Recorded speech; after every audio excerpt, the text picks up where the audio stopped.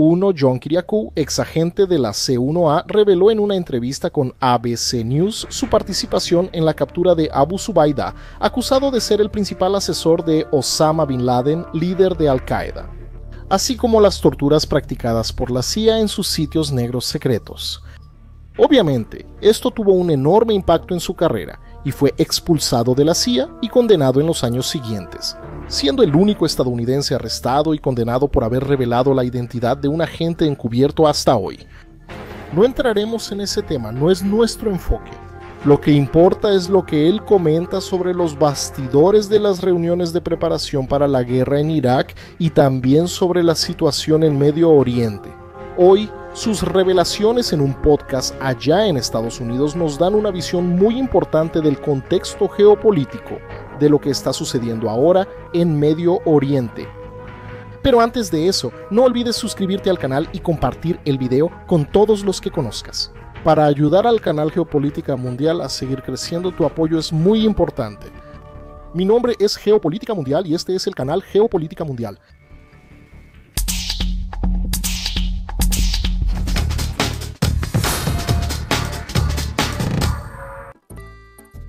El exagente de la CIA John Kiriakou tenía una gran relevancia dentro de la agencia de espionaje estadounidense, por tener amplia experiencia en Medio Oriente mucho antes del 11 de septiembre y por haber participado en la captura de importantes miembros de Al-Qaeda. Debido a esto, estuvo tras bambalinas en varias reuniones de alto nivel que involucraban la planificación de las operaciones de la CIA y la guerra en Irak. Pero la cuestión que él menciona en torno a estas reuniones es muy importante para darnos una idea de cuál era la verdadera planificación de Estados Unidos en Irak y después de Irak. Entonces, ahora es verano de ¿qué? 2002 en este momento. Tú regresas a casa. Abu Zubaydah va a su primer sitio negro al que volveremos más adelante. Así que vuelves a casa ese verano. ¿Y cuál fue tu participación o cómo surgió la planificación para la guerra de Irak?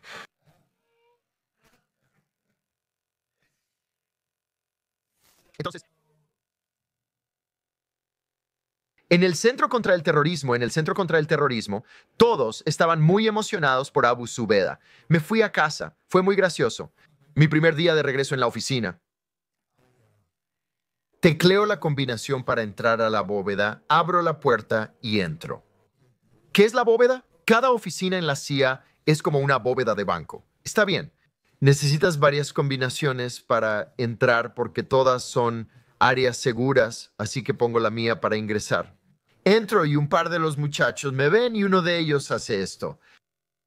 Y yo dije, no, fue un esfuerzo de equipo. Él dice, amigo, eres mi héroe. Yo le dije, no. Y mi jefe sale y dice, Dios mío, eres una leyenda. Y yo no sabía nada de lo que estaba pasando en la central. Estaba tan ocupado en Pakistán. Y él dice, el subdirector quiere verte. Yo dije, ¿en serio? ¿Jim Pavot? Sí, dije, qué bien. Me alegro de haber usado corbata. Así que subí a la oficina de Pavot y él dijo, solo quiero estrecharte la mano. Gracias por lo que hiciste en Pakistán. Y él dijo, queremos ofrecerte un nuevo puesto. Queremos que seas el jefe de contrainteligencia en la estación Alex, la unidad de Osama Bin Laden. Así que este era un trabajo que me ponía a cargo, de tratar de descubrir topos de Al-Qaeda que intentaban identificar a los agentes de la CIA. Es un trabajo malditamente difícil, déjame decirte. Solo hice eso durante 6 semanas porque mi jefe de estación en Pakistán, gracias a la captura de Abu Zubaydah, fue ascendido a subdirector asociado de operaciones. Así que me llama y me dice, ¿necesitas trabajo? Y le dije, de hecho no, acabo de conseguir un trabajo. Me pusieron a cargo de la contrainteligencia para la estación Alex. Y él dijo, sí, bueno, acaban de nombrarme subdirector asociado. Y me dijo, quiero que vengas al 7º piso y seas asistente ejecutivo. Le dije, oh, hecho. José Rodríguez estaba tan enojado conmigo, nunca me perdonó por eso. De hecho, me pasó por alto para el ascenso. Dijo que mostré una sorprendente falta de compromiso con la lucha contra el terrorismo. ¿Te lo puedes imaginar? porque dejé la oficina de lucha contra el terrorismo para subir al piso ejecutivo. Así que no me importó. Y luego el subdirector me ascendió de todos modos, a pesar de las objeciones de José. Así que mi primer día en el trabajo fue el lunes siguiente. Y entro y digo, está bien, entonces, ¿qué vamos a hacer? Y él dice, en realidad no puedo decírtelo. Tienes que ir a este cuarto en el 6º piso y hay algunos acuerdos de confidencialidad que tienes que firmar y después te diremos qué estamos haciendo. Y yo dije, ¿me está bien? Así que fui al 6º piso y toqué la puerta y conocí al tipo que me dijo que pasara. Y le dije, oh, hola, ¿qué eres? ¿Qué haces? Él dijo, así que tú eres el nuevo asistente ejecutivo. Vaya, te has abierto un gran camino por ti mismo. Yo dije, sí, tuve suerte. Pakistán fue totalmente positivo. Yo dije, ¿qué estamos haciendo? Y él dijo, bueno, ¿por qué no firmas estos primero y luego te explico todo? Así que había 6 de ellos y firmé 6 acuerdos de confidencialidad diciendo que nunca, jamás revelaré lo que estoy a punto de aprender a menos que sea desclasificado, lo cual ya ha sido. Así que firmé y le dije, está bien, ¿qué pasa? Y él me dice, bueno, esto es en mayo de 2002. 2002 él dice, bueno, el próximo año en febrero vamos a invadir Irak, vamos a derrocar a Saddam Hussein y vamos a abrir la base de la Fuerza Aérea más grande del mundo para poder mover todos nuestros recursos aéreos fuera de Arabia Saudita y privar a Osama Bin Laden de la capacidad de decir que estamos contaminando la tierra de las 2 mezquitas sagradas. Me quedé atónito y lo único que pude balbucear fue, pero aún no hemos atrapado a Bin Laden. Lo primero que destaca aquí es cómo la idea de invadir Irak era en realidad reubicar la presencia militar estadounidense de Arabia Saudita al territorio iraquí.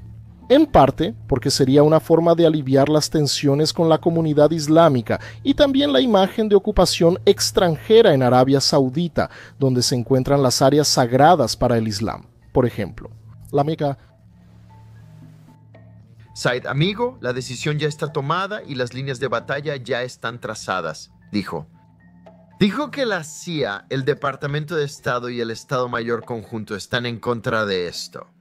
Pero los que están a favor son la oficina del vicepresidente, la oficina del vicepresidente, la oficina del secretario de Defensa, la oficina del secretario de Defensa y el Consejo de Seguridad Nacional. Y yo le dije, entonces, ¿ya se tomó la decisión? Él dijo, ya se tomó la decisión. Es interesante cómo existía esa división política interna en el gobierno estadounidense.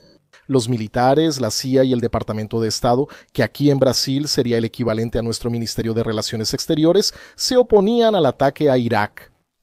Siendo una decisión de arriba hacia abajo y sin consulta por parte del secretario de Defensa, que en ese momento era Donald Rumsfeld, y el vicepresidente Dick Cheney, vice del entonces presidente de los Estados Unidos, George W. Bush. Y para quien no lo sepa, él era el verdadero presidente, de hecho Dick Cheney. Las decisiones de carácter estratégico del país eran tomadas por él y no por George W. Bush, que a diferencia de su padre George Bush, quien había sido director de la CIA, era un líder carente de liderazgo o sagacidad para el cargo, dejando los asuntos menos interesantes, digamos así, para que Dick Cheney los resolviera, solo que esos asuntos menos interesantes eran justamente los más importantes de la nación. Así que bajo de nuevo y el jefe dice, ¿entonces ya estás dentro? Y le dije, ¿están locos? Y él dijo, sí lo están. No somos una agencia de políticas, sino de apoyo. Y si nos dicen que invadamos Irak y derroquemos a Saddam Hussein, eso es lo que vamos a hacer. Y eso fue en lo que trabajamos hasta que invadimos Irak y derrocamos a Saddam Hussein. Entonces Tenet era el director, ¿no? Sí, y tú no... No recuerdo si fue el mismo día, pero pasé por su oficina y lo vi haciendo un proyecto de arte. No era así, Tenet. Está bien. Subí hasta él. Era el jefe de algo llamado el Grupo de Operaciones en Irak. Tenía que recoger un libro de informes.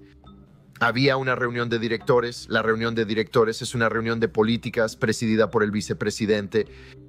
Y están el secretario de Defensa, el secretario de Estado, el asesor de Seguridad Nacional, el director de la CIA, el director de la Agencia de Seguridad Nacional y el presidente y vicepresidente del Estado Mayor Conjunto. Así que fui a recoger el libro y el jefe del grupo de operaciones en Irak está ahí sentado con una hoja y crayones Crayola. ¿Cómo les llamas? ¿Crayones? No, digo los marcadores mágicos. Le digo, ¿qué estás haciendo? Él dice, estoy diseñando la nueva bandera iraquí. Le dije, ¿no crees que los iraquíes deberían diseñar la nueva bandera iraquí? Él dice, no sé, pensé que yo lo haría. Y le dije, estás usando los colores de la bandera israelí. Esto es lo que pasa cuando ponen a un mexicano a cargo del grupo de operaciones en Irak. Le dije, amigo, la bandera iraquí es... Los colores que tienes son por una razón, ¿verdad? El verde representa el Islam. Tienes que tener rojo porque representa a las minorías étnicas, ¿verdad? Debes tener las 3 estrellas, ya que representan a sunitas, chiitas y kurdos. No puedes simplemente tomar la bandera de Israel y cambiarla un poco. Así que gracias a Dios nunca salió nada de eso, pero ellos hablaban en serio. Se puso peor que eso. Eso fue. Aquí también se demuestra la absurda y enorme falta de conocimiento sobre la situación y sobre lo que era Irak también. Porque eso impresiona, esa falta de conocimiento cultural e histórico. Y no es novedad para la CIA, porque eso también fue un problema en Vietnam. Simplemente no sabían nada sobre los vietnamitas y en consecuencia no sabían cómo pensaban o qué querían realmente. Lo cual es un fundamento muy pero muy importante en la parte de inteligencia. Además del realojamiento militar saudita, había otro proceso en ese plan que es la parte realmente interesante. El objetivo final, según Kyriacou, no era Irak. Empeoró mucho. ¿Por qué? ¿La gente se volvió muy arrogante? Bueno, el día anterior, el día antes de que realmente cruzáramos la frontera, hubo una última reunión. Esto se llama reunión de orden de batalla. Siempre las odié porque no soy analista militar. No me importa dónde estén los elementos del 5º Cuerpo de Ejército respecto a la 3ª División de Infantería. No me importa, ¿verdad?, que los generales resuelvan eso. Confío en su juicio. No tienes que decirme que la 23ª División de Infantería Montada está. No me importa. Así que Jorge me pidió que fuera el encargado de tomar notas en esta reunión. Jorge Tennant, director de la CIA, me pidió ser el encargado de tomar notas. Y la reunión la presidió el vicepresidente. Así que fue Cheney y sus muchachos como Scooter, Libby y un par de personas más. Condi Rice, Colin Powell, el presidente y el vicepresidente del Estado Mayor Conjunto, Don Rumsfeld,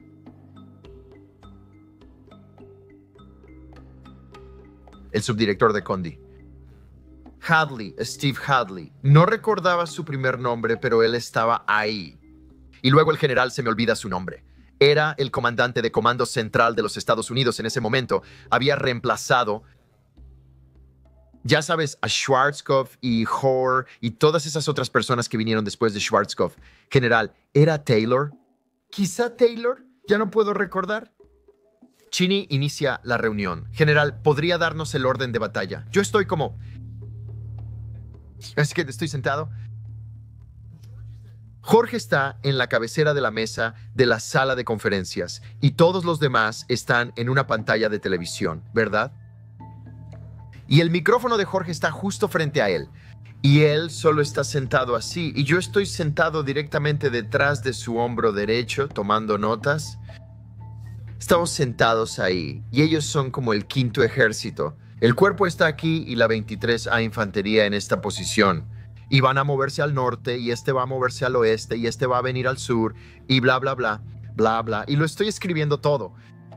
Y luego el general dice, si todo sale según lo planeado, podemos estar en Teherán para agosto.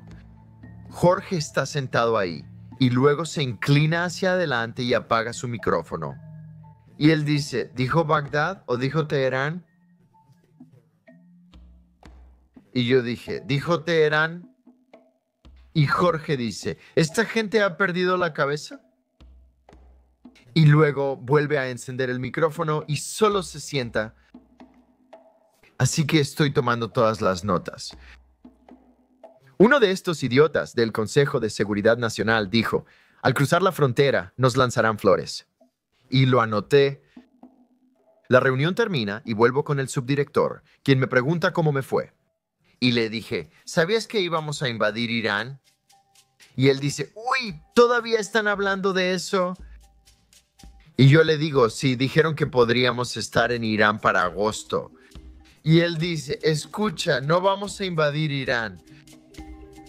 Probablemente ni siquiera tengamos éxito en Irak. Pero estos tipos no saben nada sobre Medio Oriente, nada. No vamos a invadir Irán. Hablan de eso como si supieran de lo que están hablando y no saben nada. Digo, está bien, ojalá tengas razón. Y efectivamente, nos atascamos en Irak, nunca nos acercamos a Irán. Como mencionaste, esto ocurre en plena guerra global contra el terrorismo. Sí, justo en el mero centro de todo eso. El enfoque está en Bin Laden y Al-Qaeda. Tenet no está entusiasmado. Irak. ¿Verdad? Pero la orden de avanzar viene de Cheney y de algunas otras personas que acabas de mencionar. Había alguien que estaba alimentando a Cheney con información para respaldar esas afirmaciones de que Saddam tenía armas de destrucción masiva. Así es. Chelebi. Ahmed Chelebi. ¿Quién es él? Siempre odié a este tipo. Desde que lo conocí pensé, es un sucio vendedor de autos usados. Ahmed Chelebi era un kurdo chiita musulmán iraquí, lo que lo convertía en uno de como 0.5% de la población iraquí. Se fue de Irak en 1964 cuando era niño. Sus padres huyeron a Jordania. Chelebi estudió en Londres y llegó a ser un banquero destacado, pero también era un estafador y un criminal. Así que abrió un banco en Jordania que estaba específicamente destinado a atender las necesidades de los refugiados iraquíes. Era un esquema Ponzi y les robó su dinero. Según una versión, fueron $36 millones en depósitos. Escapó en la cajuela del auto de su secretaria, cruzando la frontera hacia Siria, y luego desde Siria se dirigió a Londres. En Jordania lo acusaron, declararon culpable en ausencia y sentenciaron a 30 años de prisión, pero Chelebi pudo convencer a los neoconservadores del Partido Republicano de que él era la única persona que podía unir Irak y que él debía ser el presidente de Irak y que Estados Unidos debía instalarlo como presidente de Irak. Así que después de la Primera Guerra del Golfo, la administración de Jorge Herbert Walker Bush dijo, oye, deberíamos echarle un vistazo a este tipo. Chelebi, bueno, los que estábamos en la CIA y conocíamos a Chelebi, escribíamos hasta que se nos desgastaban los dedos diciendo, esto es un gran error. Este tipo es un criminal, nos va a robar en nuestra propia cara, es un mentiroso, se está inventando todo. Y luego el dinero que empezamos a canalizar al Congreso Nacional Iraquí, que era este grupo opositor iraquí exiliado que encabezaba Chelebi, empezó a desaparecer. Finalmente, no se pudo justificar el paradero de $6 millones de la CIA.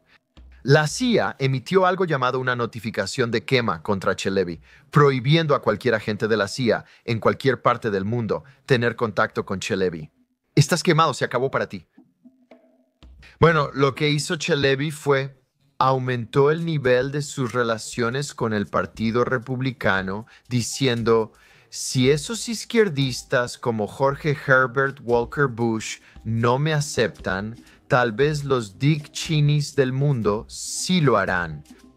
Bueno, después de que terminó la administración de Clinton y Jorge W. Bush ganó, y Dick Cheney es el vicepresidente y Don Rumsfeld es el secretario de Defensa. Les gusta lo que Cheney está proporcionando, Cheney les está dando esta información de inteligencia que es todo lo que quieren escuchar. Saddam posee armas de destrucción masiva y planea usarlas contra Estados Unidos. Saddam va a lanzar un ataque contra Kuwait otra vez. Saddam va a atacar a los saudíes. Saddam atacará la base militar de Estados Unidos en Jordania o Turquía. Nada de esto era cierto. Él solo lo estaba inventando. Así que fuimos con Cheney y le dijimos, mira, este tipo es un mentiroso conocido, es un inventor de historias, es un ladrón y todo lo que dice es poco confiable. Así que lo que hicieron fue decirle a Chelevy que empezara a reportar a través del agregado de defensa de Estados Unidos en Amman. Así que empezamos a recibir estos cables clasificados llamados DODIRs, que son reportes de inteligencia del Departamento de Defensa. Sí, y decían cosas como, se encontraron armas de destrucción masiva en tales y tales coordenadas. Y nosotros decíamos, oh Dios mío, ¿cuál es la fuente de este informe? Así que llamaba al Pentágono. Oye, estoy viendo el DODIR 12345. ¿Quién es la fuente? No podemos compartir eso contigo. ¿Qué quieres decir? Soy de la CIA. Debes compartirlo conmigo. Es una fuente muy sensible. Decimos, esto es una tontería. Este es Chelevy. Así que avisamos al resto de la comunidad de inteligencia.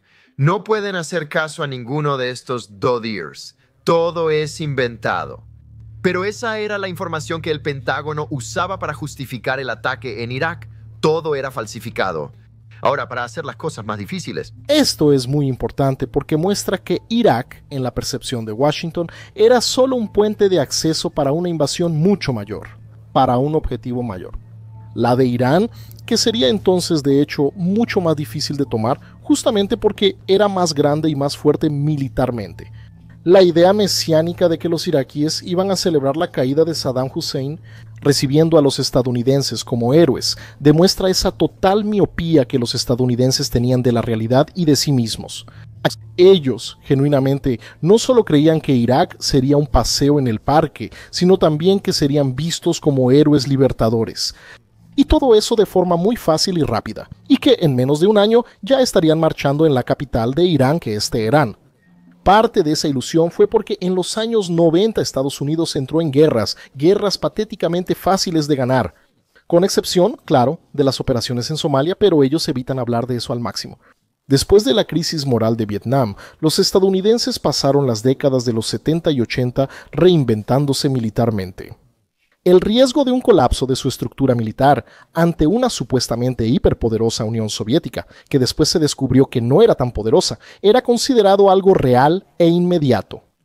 Pero uno de nuestros hay barata contra las fuerzas iraquíes en Kuwait y después en las campañas en Yugoslavia dieron la impresión para muchos analistas militares, no solo estadounidenses, de que el futuro de la guerra sería altamente tecnológico. Por eso, las capacidades militares de Estados Unidos superaban ampliamente a cualquier rival mundial, y haría que ningún país pudiera oponerse a los Estados Unidos. Así, derrotar a las fuerzas debilitadas y desgastadas de Saddam Hussein parecía sencillo.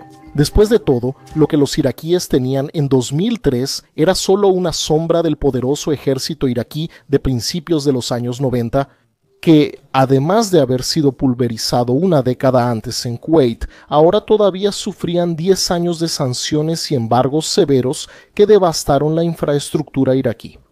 Tenía todo para ser fácil y para convertir a Irak en una plataforma contra el verdadero rival estadounidense en Medio Oriente.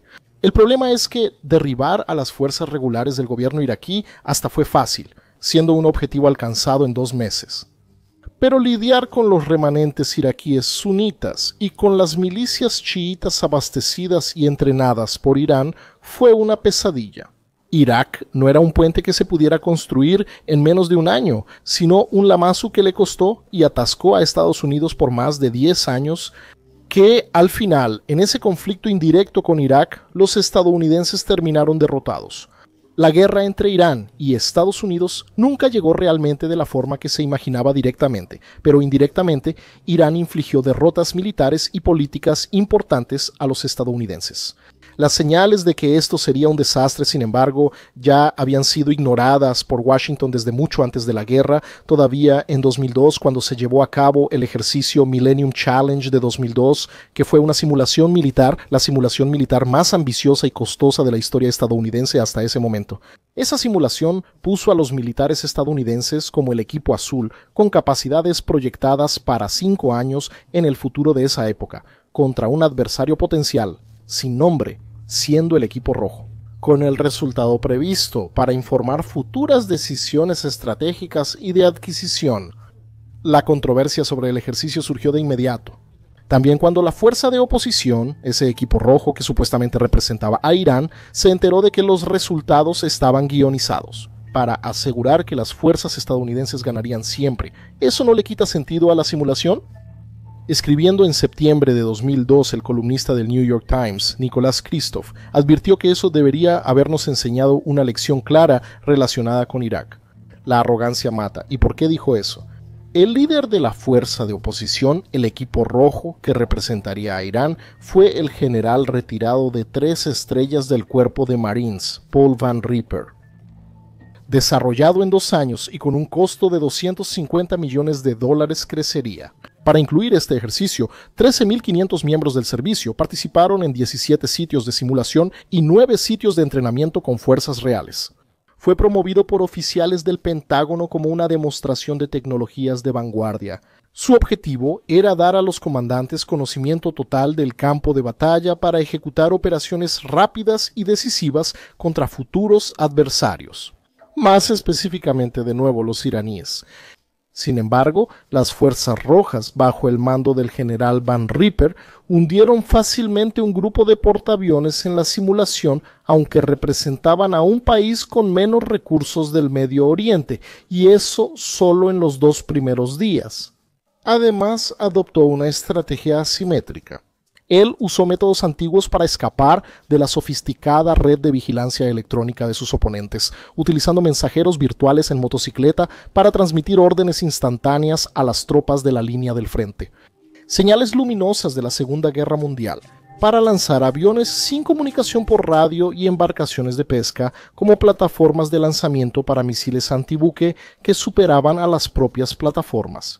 Él usó una flota de pequeños barcos para determinar la posición de la flota oponente en el segundo día del ejercicio. En un ataque preventivo, él lanzó una salva masiva de misiles de crucero que sobrecargaron los sensores electrónicos de las fuerzas azules y destruyeron 16 buques de guerra. Esto incluyó un portaaviones, 10 cruceros y 5 de los 6 buques anfibios. Un éxito equivalente en un conflicto real habría resultado en la muerte de más de 20.000 militares estadounidenses. Poco después de la ofensiva de los misiles de crucero, otra parte importante de la marina enemiga fue hundida por una flota de pequeños barcos rojos que realizaron ataques convencionales y suicidas, que aprovecharon la incapacidad del equipo azul para detectarlos tan bien como se esperaba. Es decir, la simulación que supuestamente mostraría la amplia superioridad estadounidense frente a un Irán militarmente inferior fue un verdadero fracaso. Pero, como el plan debía seguirse a toda costa, la simulación fue reiniciada de nuevo, ahora con nuevos parámetros. O sea, literalmente hicieron trampa, y el equipo azul, que ahora representaba a los estadounidenses, terminó ganando. Pero como el universo y la realidad geopolítica siempre se imponen a cualquier ideología, informe o voluntad política, los estadounidenses, en la vida real, terminaron atrapados en Irak y Afganistán y no lograron reunir las fuerzas necesarias para invadir Irán, precisamente porque se dieron cuenta de que sería un desastre. De cualquier forma, esa conversación en el podcast estadounidense de Dalton Fisher, sumada a otras declaraciones de militares, de otros agentes de la CIA y de expolíticos de la época, demuestran que la paranoia iraní de pensar que serían atacados al oeste desde Irak y al este desde Afganistán y al sur por la marina estadounidense era en realidad real. Ese era el plan. Y la proactividad iraní de mantener a los estadounidenses ocupados en Irak usando sus milicias chiitas fue, de hecho, un acierto estratégico que evitó que ellos fueran los siguientes después de la caída de Irak. Hoy podemos decir categóricamente que la entrada de Estados Unidos en Irak fue uno de los mayores desastres de la historia. Los estadounidenses cedieron el liderazgo de Medio Oriente a Irán, dieron 20 años de respiro a los chinos chiitas y se fortalecieron en el Pacífico, su verdadero interés geoestratégico. Aumentaron el sentimiento anti-estadounidense en el mundo, sobre todo el extremismo islámico, y aumentaron el autoritarismo dentro de su propio país, con la excusa de combatir el terrorismo. Esa estructura de seguridad que hoy terminó siendo cooptada y usada contra el propio ciudadano promedio estadounidense. En el futuro no tengas dudas, la guerra de Irak será recordada de hecho como un verdadero desastre. Gracias a todos, espero que les haya gustado y no se olviden de suscribirse al canal y de compartir el video con todos los que conozcan, para ayudar al canal Geopolítica Mundial a seguir creciendo. Un abrazo y hasta el próximo video.